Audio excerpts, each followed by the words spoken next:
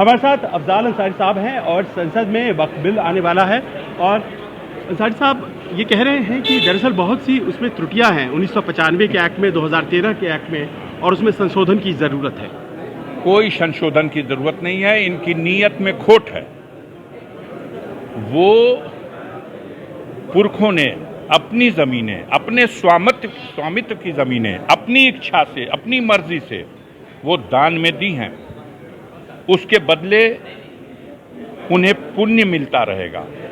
उसका प्रबंधन ऐसे कामों में जिससे समाज को लाभ मिले, उसके समाज के काम में आए, इस बात का प्रबंध करने के लिए चुनी हुई बॉडी का इंतजाम किया गया है। निर्वाचित लोग उसका प्रबंध करते हैं। इस सरकार की नीयत खराब है।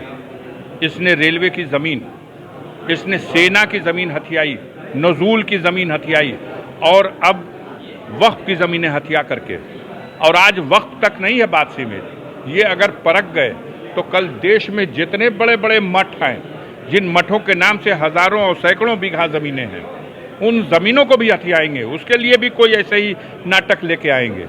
इसलिए देश की जनता जगेगी और इनकी बदनीयती को समझ करके इसका डट के विरोध करेगी और इनको मनमानी नहीं करने देगी। मेरा एक ही और प्रश्न है और वो ये है, और मैं चाहूँगा कि आप इसका सिलसिलेवार जवाब दे दें। पहला तो ये है कि कोई भी कानून जो कि ट्राइब्यूनल वक्फ की डिसाइड करती है वो सिविल कोर्ट में नहीं जा सकता है।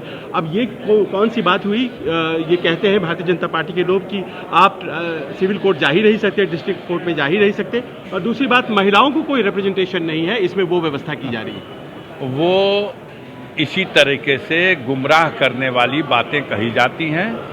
ये चुनी हुई बॉडी है, उनकी अपनी स्वतंत्र अदालतें हैं। सभी समस्याओं का नियमानुसार वहाँ समाधान होता है। ये हथिया करके और अपने चहेते अडानी अंबानी को उन जमीनों को देना चाहते हैं, जो नाकाम कर दिया जाएगा, किसी भी कीमत पर स्वीकार नहीं किया जाएगा।